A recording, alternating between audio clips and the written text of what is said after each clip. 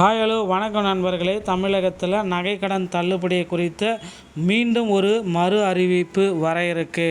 யாருக்கெல்லாம் இந்த தள்ளுபடி வழங்க இருக்காங்க, தள்ளுபடி வாங்க தகுதியான நபர்கள் யார், 40 கிராம் தள்ளுபடியா இல்லை 45 கிராம் தள்ளுபடியா, இதை பற்றின ஒரு முழுமையான தகவலை நாம் இப்போ இந்த வீடியோவின் வாயிலாக பார்க்க இருக்கோம். ஸோ இந்த காணொளி தொகுப்பு தமிழகத்தில் நகைக்கடன் தள்ளுபடி செய்வது குறித்தும் முக்கியமான புதிய அறிவிப்புகளை வழங்குகிறதுங்க. 5 சவரன் அல்லது 40 கிராமுக்குட்பட்ட கூட்டுறவு வங்கி நகைக்கடன்கள் முழுமையாக தள்ளுபடி செய்யப்படும் என இதில் விளக்கப்பட்டிருக்கு. ஸோ நகைக்கடன்கள் அனைத்துமே இதில் முழுமையாக தள்ளுபடி செய்யணும் அப்படின்னு கோரிக்கை வந்திருக்கு. சலுகைகளை பெற ஆதார் மற்றும் குடும்ப அட்டை விவரங்களை சரியாக பதிவு செய்திருக்க வேண்டும். தமிழர்கள் மற்றும் ஓய்வூதியர்களுக்கு இந்த திட்டத்தில் முன்னுரிமை அளிக்கப்படும் என்ற தகவலும் பகிரப்பட்டுள்ளது. அதே சமயம் அரசு ஊழியர்கள் மற்றும் போலி நகைகளை அடகு வைத்தவர்களுக்கு இந்த தள்ளுபடி பொருந்தாது எனவும் தெளிவுபடுத்தியிருக்காங்க.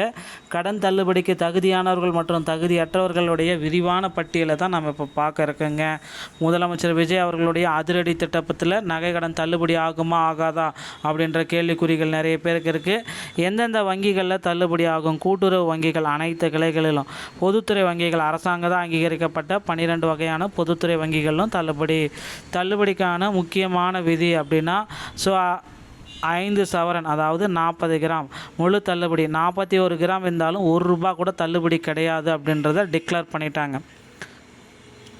யாருக்கு இந்த தள்ளுபடி கிடைக்கும், யாருக்கெல்லாம் கிடைக்காது?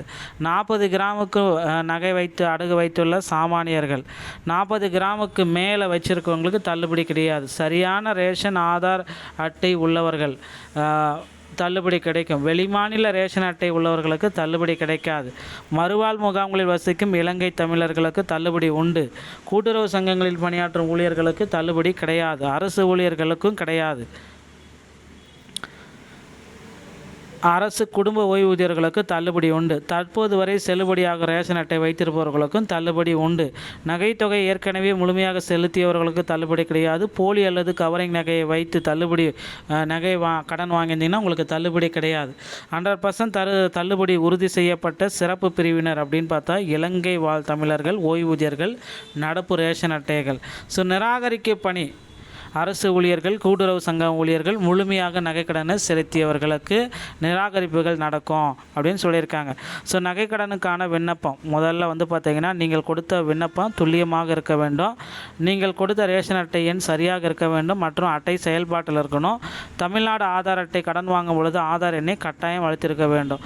வெளிமாநில ஆவணங்களுக்கு அனுமதி இல்லை. நீங்கள் நகைக்கடன் வாங்கும் பொழுது ஆந்திரா, கேரளா, தெலுங்கானா, புதுச்சேரி போன்ற ஆதார் கார்டை வச்சிருந்தாலும் உங்களுக்கு தள்ளுபடி கிடையாது. தள்ளுபடியை ரத்து செய்ய சிறு தவறுகள், தவறான எண்கள், ஆதார் இணைப்பு இன்மை, போலி நகைகள் இது எல்லாம் இருந்துச்சுன்னா உங்களுக்கு தள்ளுபடி கிடைக்காது அப்படின்றத குறிப்பிட்டு சொல்கிறாங்க. இதை செக் பண்ணிக்கோங்க. ஸோ நீங்கள் கூடுதல் நகைகள் வைத்திருப்பவருக்கு ஒரு நல்ல செய்தி. 5 சவரனுக்கு மேலே நகைகள் வைக்கிறீங்கன்னா கவலையப்பட வேண்டாம். 10 முதல் 15 சவரன் வரை நகைக்கடன் வைத்திருப்பவர்களுக்கும் ஒரு விரைவான ஒரு மகிழ்ச்சியான செய்தியை முதல்வர் விஜய் அவர்கள் வெளியிட போகிறார். ஸோ உங்கள் 40 கிராம் எடை உள்ளதான்றதை செக் பண்ணிக்கோங்க. நீங்கள் கூட்டுறவு சங்க ஊழியரோ அல்லது அரசு ஊழியரோ இல்லை என்பதை உறுதி செஞ்சுக்கோங்க. கடன் விண்ணப்பத்தில் சரியான தமிழ்நாடு ஆதார் மற்றும் ரேஷன் எண் இருந்தால் மட்டும்தான் உங்களுக்கு இதில் தள்ளுபடி அப்படின்றது உங்களுக்கு கொடுக்க இருக்காங்க. ஸோ நகைக்கடன்களை தள்ளுபடி பெற இப்போந்தே தயாராக்கோங்க. விரைவில் இதற்கான ஒரு பட்டியல் வெளியிட போகிறாங்க. வீடியோ உங்களுக்கு பிடிச்சிருந்தால் நீங்கள் நம்முடைய சேனலோடு இணைந்திருங்கள். நன்றி, வணக்கம், தேங்க்யூ.